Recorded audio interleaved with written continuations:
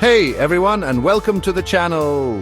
Today we're going on an awesome adventure through history, culture, and maybe even a little bit about languages. We're talking about Afrikaners. Now you might be thinking, Afrikaners, aren't they just South African Dutch people? You're kind of right, but that's like saying a Lamborghini is just a yellow car. There's way more to it. So get ready, because we're about to uncover some amazing facts about Afrikaners that will have you saying, wow, ironically, awa is something an Afrikaner might actually say. Stay tuned. To understand Afrikaners, we need to know where they came from. We're talking about the Dutch East India Company. These guys were like the Amazon of the 1600s, but instead of delivering packages, they were setting up trading posts all over the world. One of those stops, the tip of South Africa. Now, these early settlers weren't all bad. They were just trying to build a life for themselves, you know? But as more and more Europeans showed up, things got a little tricky with the people who already lived there. That's kind of how colonialism worked, unfortunately. It's like a mix of different cultures, but with a lot of, let's say, disagreements.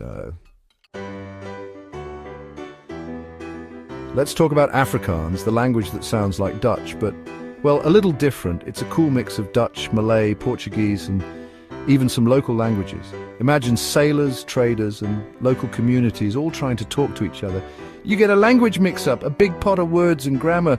It's like they took a bunch of languages, threw them in a pot and said, let's see what happens. And guess what? It's a really neat language, full of interesting sayings and a fun rhythm. Unless you're in an argument, then it might sound a little less fun.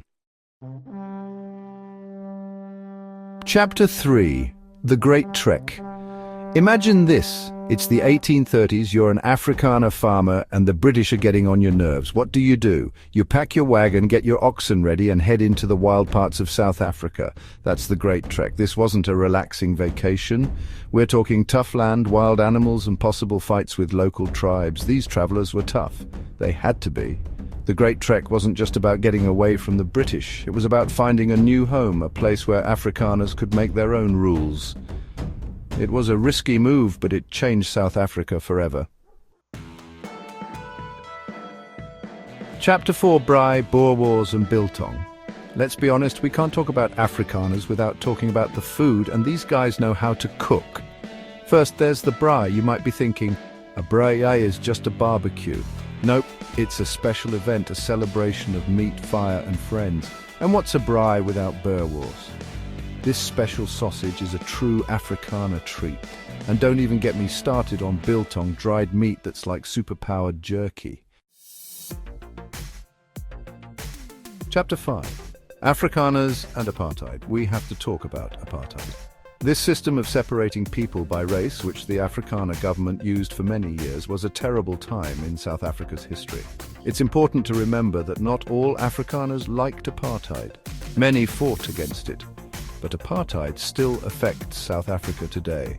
Forgiving and understanding each other is important for the future. It's about remembering the past while trying to make a fairer future for everyone.